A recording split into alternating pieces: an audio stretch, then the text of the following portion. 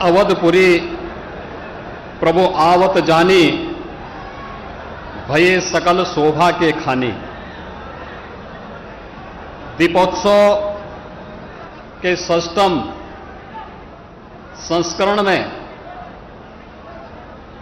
आज पूरी अयोध्यापुरी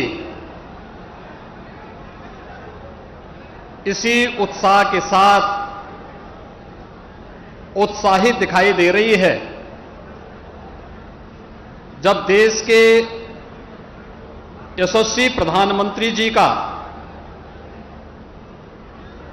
मर्यादा पुरुषोत्तम भगवान श्री राम के इस पावन धाम पर आगमन का समाचार यहां के वासियों ने सुना, प्रदेशवासियों ने सुना है।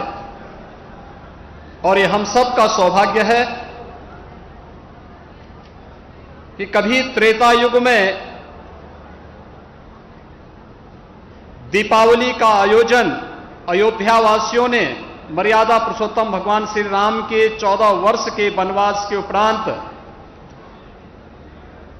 जिस उत्साह और उमंग के साथ आयोजित किया था और पूरे देश का एक महान पर्व दीपावली के रूप में वह प्रसिद्ध हुआ। आज आदरणीय प्रधानमंत्री जी के अयोध्या आगमन पर प्रभु श्री राम के अभी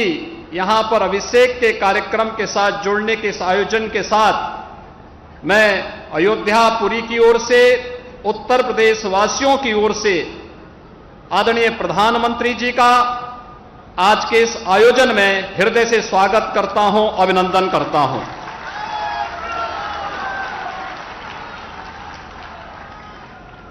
आज के इस आयोजन में यहां पर श्री राम जन्मभूमि तीर्थ क्षेत्र के अध्यक्ष मणिराम दास सावनी के श्री महंत पूज्य नृत्य गोपाल दास जी महाराज, पूज्य संतजन, राष्ट्रीय स्वयंसेवक संघ के माननीय सरकारवाह और अन्य हमारे विचार परिवार के पदाधिकारीगण, उत्तर प्रदेश सरकार में मेरे सहयोगी आदरणीय राज्यपाल जी के नेतृत्व में मेरे साथ दोनों उप मुख्यमंत्री श्री केशव प्रसाद मौर्य जी, श्री ब्रजेश पाठक जी, श्री स्वतंत्र देव सिंह जी, श्री जयवीर सिंह जी, प्रदेश अध्यक्ष चौधरी भूपेंद्र सिंह जी, पूर्व केंद्रीय मंत्री और प्रदेश के प्रभारी माननीय श्री राधा मोहन सिंह जी समेत मैं आप सभी गणमान्य अतिथियों का, पूज्य संतों का आज के इस आयोजन में हृदय से स्वागत करता हूं, अभिनंदन करता हूं। भाइयों बहनों, हम सब जानते हैं अयोध्या कुछ लोगों ने अपनी कुत्सित राजनीति के लिए वीरान बना दी थी, लेकिन जिस अयोध्या के बारे में मर्यादा पुरुषोत्तम भगवान श्री राम ने स्वयं इस बात को कहा हो कि जन्मभूमि मम पुरी सुहावनी, उत्तर दिशि वह सरजू पावनी, आखिर वह अयोध्या कैसे वीरान हो सकती थी। आज से 6 वर्ष पहले आदरणीय प्रधानमंत्री जी के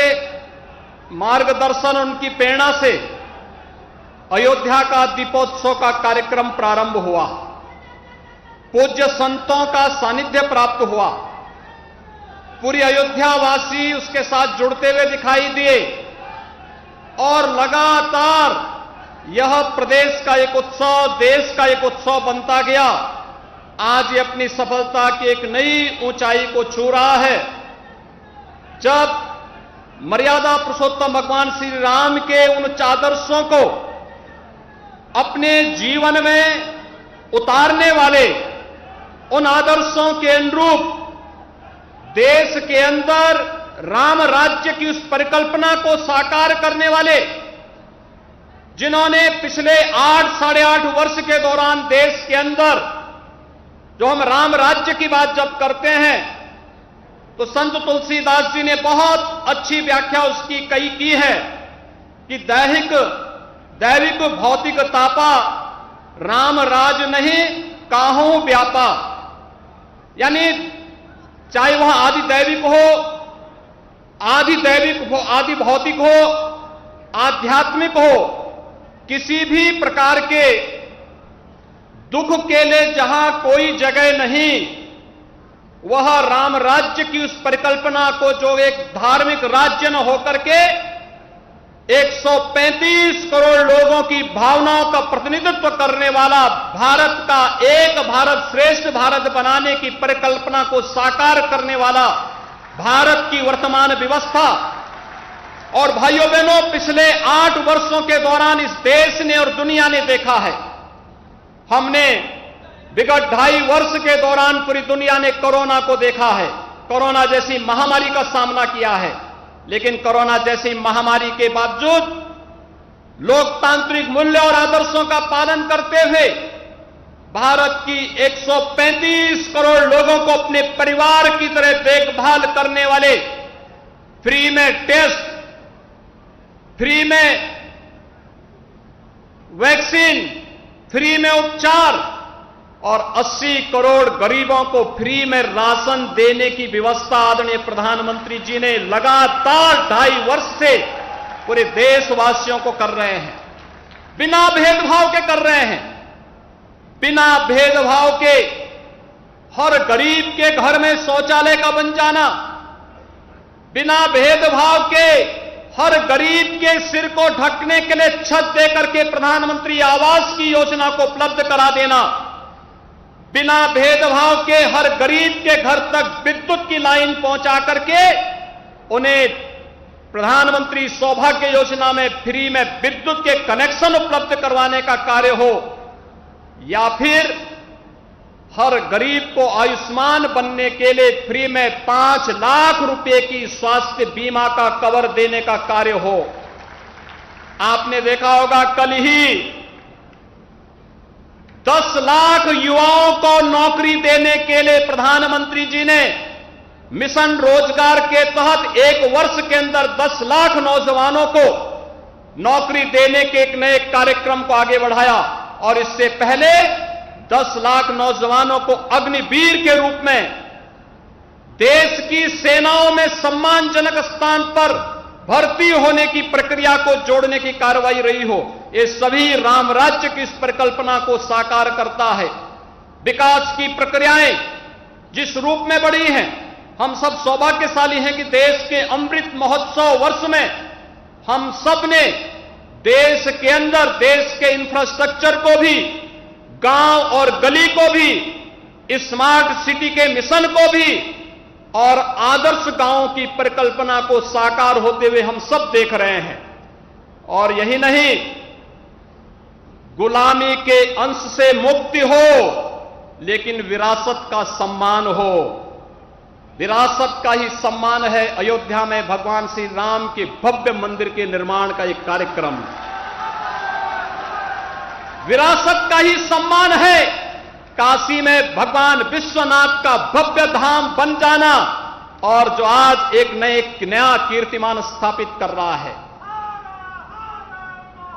अभी आपने परसों देखा होगा, आदरणीय प्रधानमंत्री जी स्वयं केदारपुरी गए थे, बद्रीनाथ धाम गए थे। उत्तराखंड के 4 धामों के पुनरुद्धार की कार्रवाई किस रूप में हो रही है, यह गौरव की अनुभूति हर भारतवासी को कराता है। और महाकाल का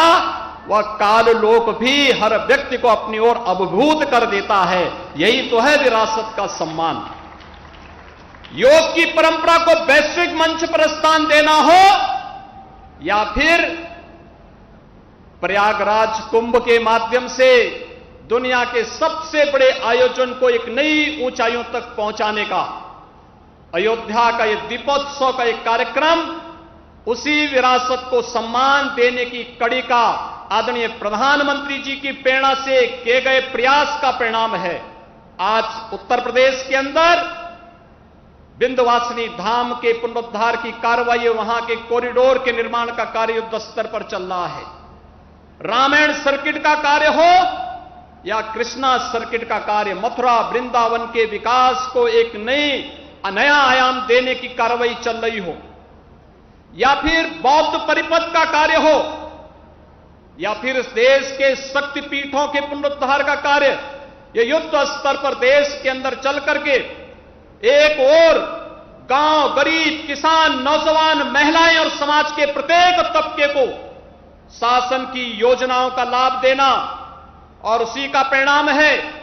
कि आदरणीय प्रधानमंत्री जी जब देश के अंदर किसी भी कोने में जाते हैं, पूरब में हो या पश्चिम में, उत्तर में हो या दक्षिण में, पूरा भारत एक साथ एक स्वर से उनके नेतृत्व में बोलता हुआ दिखाई देता है, डोलता हुआ दिखाई देता है, चलता हुआ दिखाई देता है। और यही नए भारत के, श्रेष्ठ भारत के, एक भारत श्रेष्ठ भारत के शिल्पकार आदरणीय प्रधानमंत्री जी का आगमन आज अयोध्या धाम में दीपोत्सव के इस कार्यक्रम में हुआ है। यहां पर प्रभु श्री राम के अभिषेक के साथ आदरणीय प्रधानमंत्री जी का जुड़ना पूरे भारतवासियों को विभूत कर रहा है। हर व्यक्ति जानता है कि आज अयोध्या में श्री राम जन्मभूमि पर 500 वर्षों के इंतजार के बाद भगवान श्री राम के भव्य मंदिर के कार्यक्रम को आगे बढ़ाने के लिए जिस संकल्प की आवश्यकता थी, वह संकल्प आज साकार हुआ है। उनकी दृढ़ इच्छा शक्ति और सबको, समाज के सबको जोड़ने की यानी सबका साथ और सबके विकास की भावना का प्रतिनिधित्व करता है, जो प्रभु राम के आदर्शों के अनुरूप भारत को विकास की नई ऊंचाइयों तक पहुंचाने का कार्य कर रहा है। और आज आदरणीय प्रधानमंत्री जी का आगमन स्वयं इस कार्यक्रम में यहां पर हुआ है। मैं बड़े सम्मान के साथ आदरणीय प्रधानमंत्री जी को सादर आमंत्रित करता हूं कि आदरणीय प्रधानमंत्री जी कृपया मंच पर आकर के अपने कर कमलों से भगवान श्री राम का अभिषेक करने की कृपा करें।